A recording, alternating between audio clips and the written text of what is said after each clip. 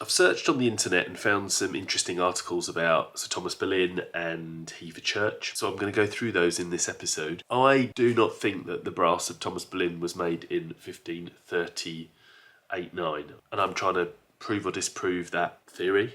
There is this website on the TudorTrail.com, retracing the steps of Anne Boleyn, an immortal queen.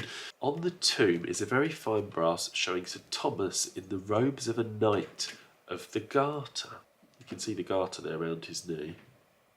This website now to Kirsten Claiden-Yardley, Tudor historian, author and researcher, and she has put up, I think it's not that long ago, is it?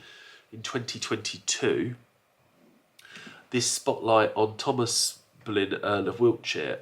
You know, how is his tomb so worn and battered, but the brass on top is so pristine? And you can just see here the tomb here of his son here.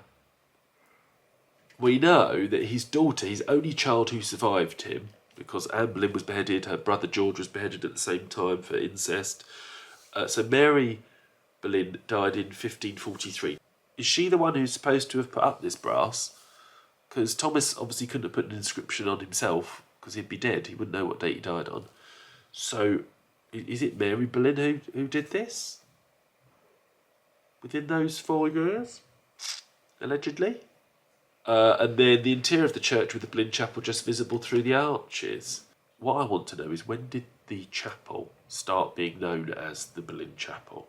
Is it actually of the time, or has it been named this later by someone else?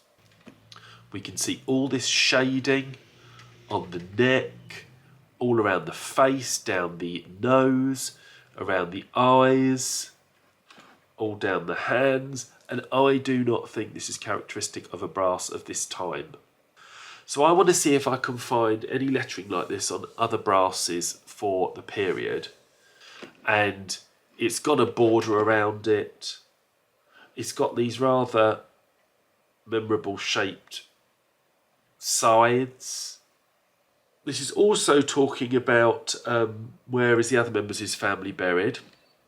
It's talking about his wife Elizabeth, who died the year before him in 1538 and was buried in St Mary's Church, Lambeth. We don't know where Mary Boleyn is buried, it's unknown.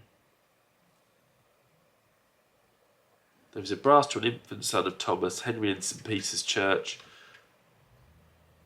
but there were no other members of his family commemorated or known to be buried at Hever. The History and Topographical Survey of the County in Kent, Volume 3, 1797, is, as far as I know, the first reference to the brass and the tomb. Who lies buried in this church under an altar tomb of black marble, on which is his figure. Oh, the History of Tunbridge Wells, 1766, okay.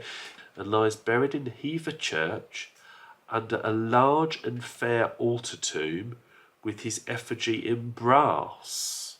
Right, so this is the first reference we have got to this brass. 1766. This is why the internet is just so amazing, isn't it? When I started family history research in the 1990s, you didn't have all these things, and now it's just, everything's at your fingertips. Just amazing.